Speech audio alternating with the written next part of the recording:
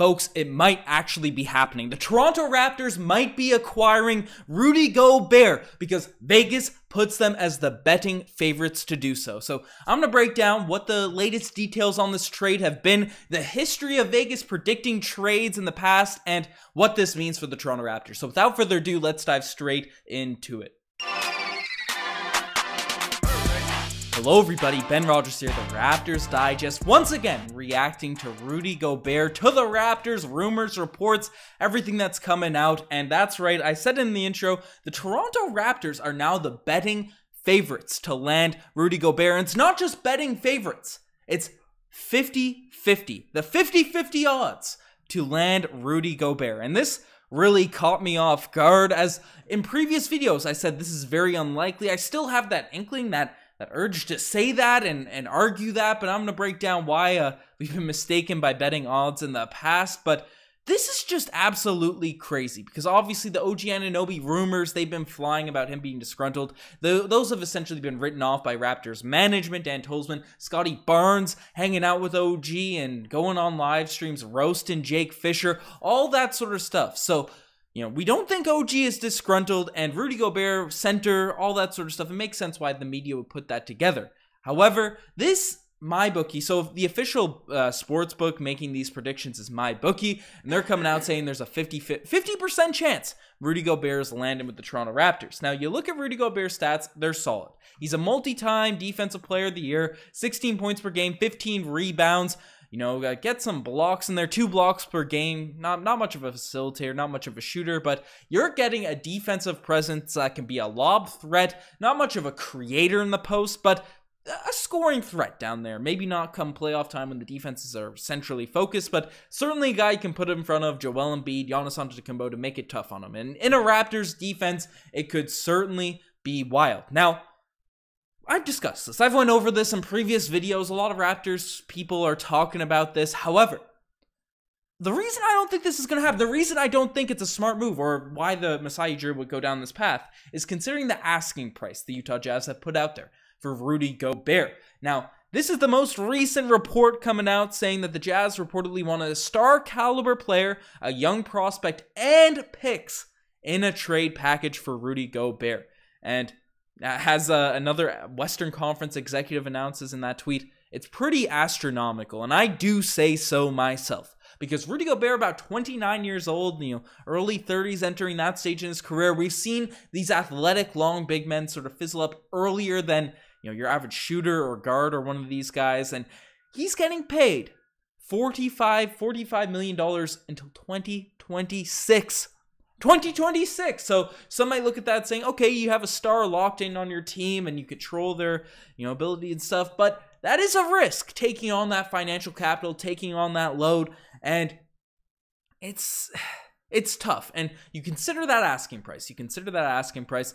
You're giving up a star player, right? How do you define a star? No way we're giving up Fred VanVleet. No way we're giving up Pascal Siakam. And I know a lot of people saw the playoffs and said, Fred VanVleet, he's the guy that I want to send out and let Scotty run the point. I get the attractiveness of a point guard, Scotty Barnes, you know, the multi-time Scotty Barnes award winner. Let's get that. I haven't played that award in a while. However, Fred VanVleet, he's the leader of this team. The organization loves him. He was an all-star this year, and if he wasn't hurt, he would have played phenomenal. I don't think Fred's getting traded. Siakam, it just would be foolish for us to trade him. Scotty Barnes is definitely not getting traded. So star player OG Anunoby, if you define him as that, I think would be the guy that go out on that. And then maybe if you're throwing in a young prospect, Malachi Flynn, you know, I don't know if draft picks are there. Obviously, this is the asking price. You negotiate the asking price, but I think OG would be the centerpiece going out in that trade, and you got to make the salaries match. And as I said, mid-30s, low 40s for Rudy Gobert, you got to match there. So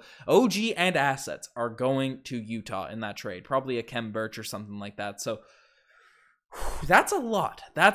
And while I do get excited, even though OG, a lot would argue, is the Raptors' best on-ball defender, best help, and all that sort of stuff, having Rudy Gobert anchor the paint would be a sight to be seen for this Toronto Raptors defense, because we have tremendous on-ball defense. And you know, the Jazz have been a formidable defense in the Western Conference with the likes of Donovan Mitchell, older Mike Conley. Conley was good on defense in his prime days. You know, Bogdanovich, right? Royce O'Neal's pretty solid for them on the wings, but Jordan Clarkson, right? They got some pylons moving around there as people are driving. So, Rudy Gobert being able to make that defensive presence felt and make the Jazz a formidable defense in the Western Conference for especially the regular seasons. Imagine what he could do when you have, Fred VanVleet hounding the guard of the other team. Gary Trent Jr. picking off passes. I know people were saying Gary was targeted or something. Yeah, he was targeted when he was sick. When he was ill, when he was diseased in the playoffs. Gary Trent Jr. is not targeted by any other offenses. Get out of here with that nonsense in the previous video. But, Gary Trent Jr., elite on-ball defender. Scotty Barnes, obviously, is there. Pascal Siakam is, one of the most mobile forwards in the league. Precious coming off the bench, all these guys. Thaddeus Young, if we keep him. That defense could be very solid for the Toronto Raptors. So I don't want to, overshadow that, but the asking price is pretty high. Now, obviously, in the past, or just even looking at, I'm sure a lot of Raptors fans are saying, Ben, why is this make this significantly more likely? The betting odds, the bookies, they're just making the bets, trying to make money off people, right? However, we in the past have ignored or overshadowed or ignored those sports books, those Vegas insiders that obviously have, they need the insiders in order to make their bread off people betting for things. And it was probably one of the bigger trades, and Riker and I have made the decision to never ignore these reports again, and we bring it up a few times. I wanted to actually show the video. Here is our take. Because back in 2018, this was here. NBA trade rumors. Raptors are the betting favorites to acquire Kawhi Leonard. Now, especially the night before, everyone's saying, oh, Kawhi to the Raptors. Oh, no, what's happening? Everyone believed, everyone knew. But this was about a week before that happened. You can go back, check the tapes, check the videos. I don't even know if we mentioned the betting odds, but that was what was occurring with the Kawhi Leonard rumblings and rumors. And this was my take. This is my take on whether or not Kawhi would come to the Toronto Raptors. Huge news coming out of the NBA today. NBA All-Star, one of the best players in the league, Kawhi Leonard, wants out of his team, wants out of San Antonio. Obviously, the most direct way it could affect us is obviously if Kawhi came to Toronto. However, Toronto really doesn't have the assets, the players to move for a guy the caliber of Kawhi Leonard. But if they were, we'd have to totally gut our team. Just unrealistic for the Raptors to make a trade that works for both sides. Yeah, I went on in that video to say that both Riker and I, we said the real exciting thing about Kawhi Leonard demanding a trade is we could acquire LaMarcus Aldridge, all-star to the Toronto Raptors. We thought we were getting LaMarcus Aldridge potentially rather than Kawhi Leonard, and we were the betting favorites to land him, right? That's how unrealistic we thought it was. So Vegas, they got their insiders, right? I thought there was no chance we could acquire him. DeMar was coming off a horrific playoff performance. Lowry was still banged up year after year. The Raptors were at an all-time low after getting LeBron-toed for the third straight time.